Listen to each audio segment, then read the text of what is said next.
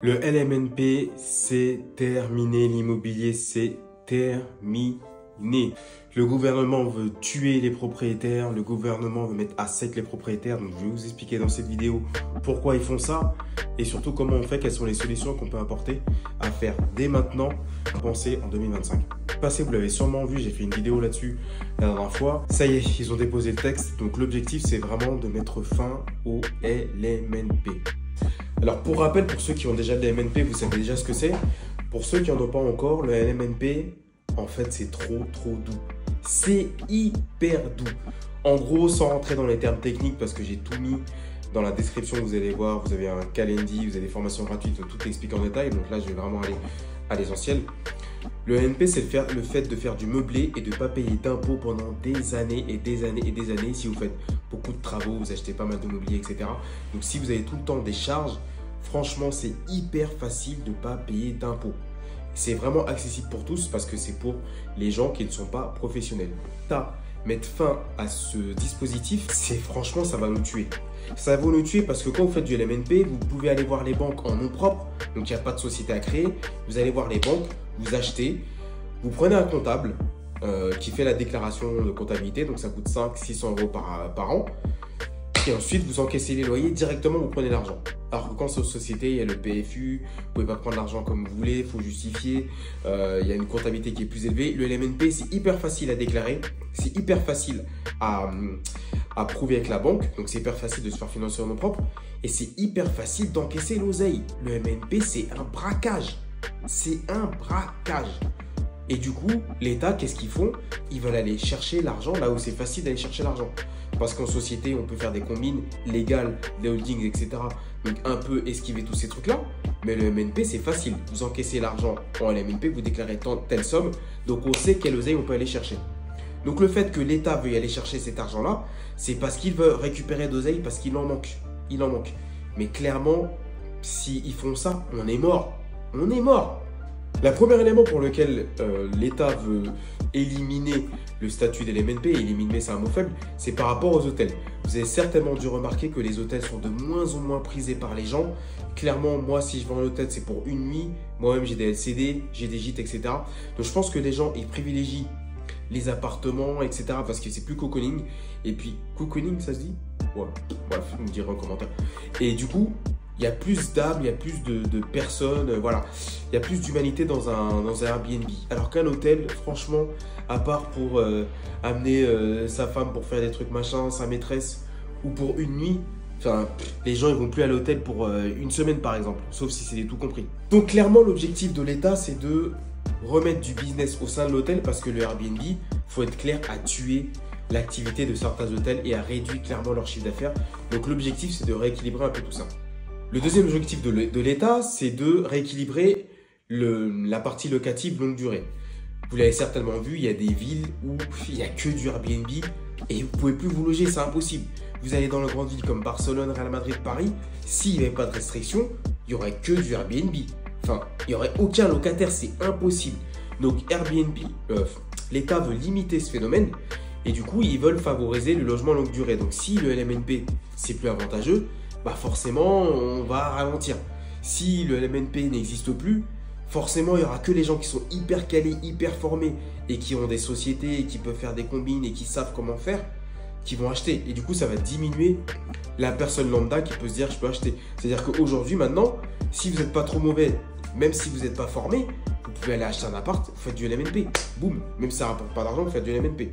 Donc clairement, l'État veut limiter le nombre de personnes qui vont investir et accéder au LMNP très facilement, sans vraiment formation ou prérequis préalables. Et forcément, si le LMNP n'existe plus, les gens auront plus besoin de se former, il faut dépenser de l'argent pour se former, etc.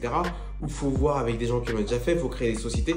C'est compliqué et du coup, ça va limiter le nombre d'investisseurs. Et déjà, rien que les gens se disent à se dire que le LMNP c'est mort, il y a des gens, ils paniquent dans mes réseaux, machin, ça panique dans tous les sens. Et il y en a qui vont me dire, mais je vais jamais y aller. J'ai des gens qui me disent dans les messages privés, Mais Willem, c'est fini l'immobilier, faut pas y aller. Regarde le MNP, moi j'hésite, machin. Voilà, donc déjà, les gens qui ne sont pas formés, ça va réduire un certain nombre de gens. Donc l'État commence déjà à arriver à l'objectif qu'ils veulent, quoi. Donc clairement, leur objectif, c'est de limiter les villes qui sont fantômes et de favoriser la longue durée et nous obliger et arrêter les Airbnb. Clairement, leur objectif, il est clair, c'est arrêter le Airbnb. Donc déjà, ils ont commencé le Airbnb avec plus de taxes. Là, ils font ça. Donc, ils ne peuvent pas le dire franchement, ils ne vont pas le dire en français. L'objectif, c'est d'arrêter qu'on se fasse des en or avec le Airbnb. Donc, c'est d'arrêter ce phénomène. Du coup, qu'est-ce qui va se passer concrètement? Parce qu'ils ne vont pas dire le MNP, c'est mort. Ils vont appliquer ce qui se passe au niveau des revenus fonciers, des revenus nus, au LMNP. Et clairement, si vous avez déjà eu des revenus nus, c'est la mort. C'est un gouffre. Je ne sais même pas comment ça peut exister, les revenus nus. Enfin, c'est pas rentable du tout. Si ça se passe comme ça, que vous faites rien et que vous n'avez pas anticipé, que vous ne savez pas comment faire, etc., vous êtes mort. Vous êtes mort. Premièrement, l'avantage de l'amortissement, ça va disparaître. Enfin, imaginez, vous avez 100 000, 200 000 euros de travaux, vous avez frais de notaire, etc. Tout ça, on peut l'amortir. Imaginez-vous, c'est terminé, on n'amortit plus rien. Ah non, c'est une dinguerie, c'est une dinguerie. Donc ça déjà, si c'est comme ça que ça va se passer, on est mort. Ensuite, le plafond de recettes pour bénéficier du micro-BIC, il pourrait être abaissé. Est-ce que vous vous rendez compte? Parce que vous avez le micro-BIC, vous avez le réel, vous avez le foncier. Enfin, imaginez-vous si on abaisse le niveau. Enfin, déjà, même se calquer au LMNP, au foncier, moi, clairement, s'ils font ça, le MNP, j'arrête. Je fais des trucs en société, etc. Je vais vous expliquer en fin de vidéo, donc restez bien jusqu'au bout. Mais le LMNP, moi, je garde pas ça comme ça. Et tout ce qui est abattement forfaitaire pour la location courte durée, longue durée, bah, ça pouvait être moins favorable. Ça sera moins favorable. En gros, en d'autres termes, en résumé, ils veulent tuer le LMNP et mettre autre chose en face qui est merdique. Et du coup, ça vaut plus le coup de faire du LMNP, clairement. Donc, s'ils font ça, on est mort. De toute façon, moi, je l'avais dit, j'ai commencé l'investissement locatif à fond en 2019. Et du coup, je savais que ça allait pas durer. Je me suis dit, mais c'est pas possible. Vous achetez quelque chose, vous faites des travaux, vous ne payez pas d'impôt pendant 5 ou 10 ans. C'est-à-dire que même si vous n'êtes pas formé, vous ne connaissez rien, à l'époque, c'était n'importe quoi. Vous faisiez du 110%. Vous achetez, vous faites plein de travaux et vous ne payez pas d'impôt pendant 5 ou 10 ans. C'est une dinguerie. Enfin, c'était pas possible que ça continue comme ça. Donc, avant que je vous parle des solutions, je vous le rappelle, dans la description, vous pouvez vous inscrire à un calendrier si ça vous intéresse, qu'on vous accompagne sur un projet longue durée. On a fait une nouvelle formule, donc on vous accompagne pendant 1 an en illimité. Il y a des garanties de fou, donc soit vous investissez et vous donnez des grands investisseurs, soit vous payez que dalle. Bref, regardez ça en description. Et si vous voulez d'abord regarder l'information gratuite, vous avez tous les liens en description. Les solutions. Qu'est-ce qu'on fait comme solution? Alors, je vais vous expliquer ça très rapidement parce qu'il y en a qui ne vont pas rejoindre la formation ou l'accompagnement. Donc, pour aider tout le monde, mais on va pas aller dans les détails. Alors, les solutions, sans trêve de machin, la première chose, c'est renégocier votre prêt. Si le MNP n'est plus favorable, ça va vous coûter plus cher en termes de frais, ce sera moins rentable. Donc après, vous pouvez allonger votre prêt, vous pouvez rallonger de 5 ans, vous pouvez faire des pauses, etc. Donc ça, c'est la première chose que vous pouvez faire. Moi, je l'ai fait sur un de mes crédits, c'est faisable. Les gens n'y pensent pas, mais il est très possible, faisable d'allonger votre prêt. Ensuite, si vous êtes en LMP, donc si vous basculez en LMP, je rappelle, pour passer LMP, il faut avoir plus de 23% de 23 000 euros de revenus et il faut que vos revenus locatifs soient prépondérants par rapport à vos autres revenus. Donc, il faut que vos revenus locatifs soient supérieurs à vos autres revenus. Donc, si vous passez LMP, c'est avantageux si vous êtes en déficit. Donc, vous avez la notion de déficit, bénéfice. Enfin bref, si le résultat comptable, si le résultat de vos revenus moins les charges, etc. est négatif, donc vous êtes en déficit et que vous êtes en LMP, c'est pas mauvais. Je sais que le LMP, on va dire ouais c'est mauvais, machin, nanana, c'est pas mauvais. Donc si vous enchaînez les investissements, etc. et que vous avez comme nous on fait, donc on a des revenus locatifs qui sont prépondérants, vous êtes LMP, c'est pas si mauvais que ça. Donc essayez d'enchaîner les investissements, etc. comme on propose dans l'accompagnement et du coup de basculer LMP, d'être en déficit. Vous aurez toujours les charges sociales à payer, donc je crois que ça doit être 1 200 euros ou 1 300 euros, un truc comme ça. Ça, c'est d'office.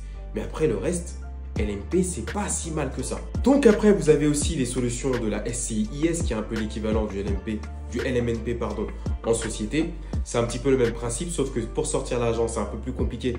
Donc ça nécessite de faire d'autres combines légales. d'autres combines légales, d'autres montages, etc.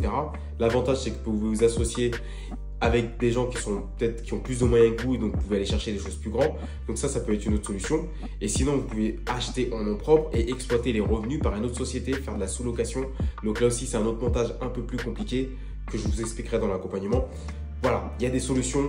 Si jamais le MNP c'est terminé, il y a des solutions. Donc moi, je vous dis, je sais que ça fait peur aux gens, etc. Mais l'immobilier, c'est pas mort. C'est mort pour ceux qui connaissent rien. C'est mort pour ceux qui veulent pas se sortir les doigts du huc. C'est mort pour ceux qui n'ont pas de coronesse. Mais c'est jamais mort pour nous. On va trouver d'autres solutions.